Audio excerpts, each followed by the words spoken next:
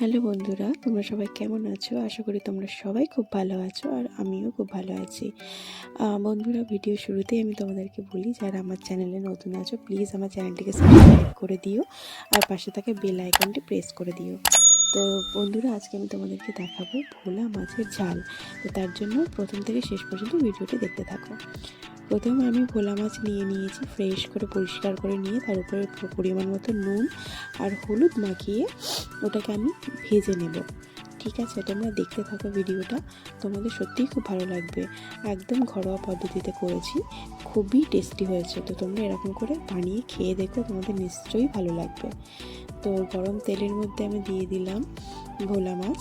তো ভোলা মাছের সাইজটাও তোমরা দেখতে পাচ্ছ, যথেষ্ট বড় আর সত্যি খুবই টেস্টি ছিল। আর আমি ঠিক এইভাবে ভেজে নিয়েছি মাছগুলোকে। ঠিক আছে, একটু আমি মাছ যখনই আর কি ভাজি, তখনই দেখবে মাছটা একটু বেশিই ভাজি। আমার কাঁচা কাঁচা মাছ ভাজা আমার একদম পছন্দ না, কেন আমি জানি না, আমি একটু বেশি করেই ভাজি। তো এইভাবে মাছগুলোকে আমি ঠিক ভেজে নিচ্ছি। আর বন্ধুরা, অ্যাকচুয়ালি আমার সর্দি, ঠিক আছে, যার জন্য আমার মানে একটু ভয়েসটা অন্যরকম আসছে হয়তো। তো প্লিজ তোমরা একটু ম্যানেজ করে নিও।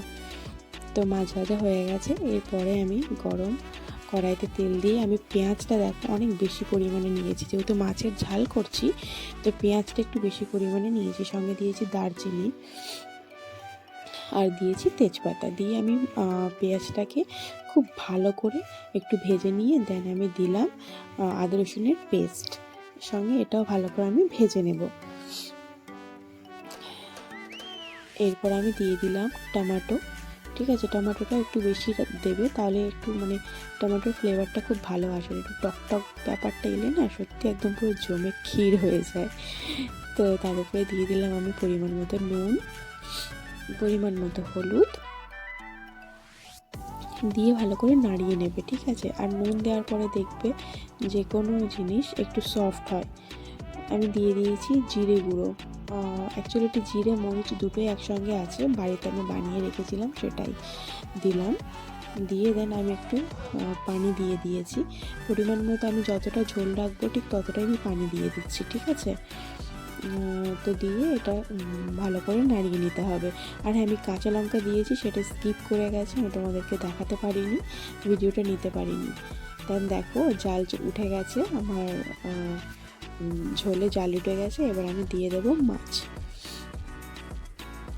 একটু আমি মাছের ঝালে একটু ঝোল ঝোল মানে একটু গ্রেভি রাখবো, তোমরা দেখতেই পাবে।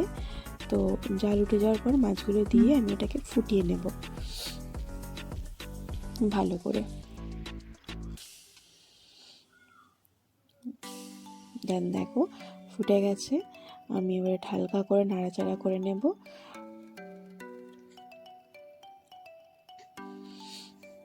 ব্যাস হয়ে গেল আমার মাছের ঝাল। দেখো একদম সাধারণভাবে করেছি, এরকমভাবে তোমরা একবার মানে আমার কথা শুনে একবার করে খেয়ে দেখো, তোমাদের কেমন লাগে আর আমাকে অবশ্যই জানিও।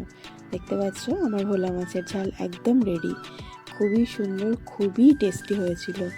তো থ্যাংক ইউ অল এতক্ষণ আমার সঙ্গে থাকার জন্য। আর প্লিজ আমার চ্যানেলটিকে সাবস্ক্রাইব করে আমার পাশে থেকে থ্যাংক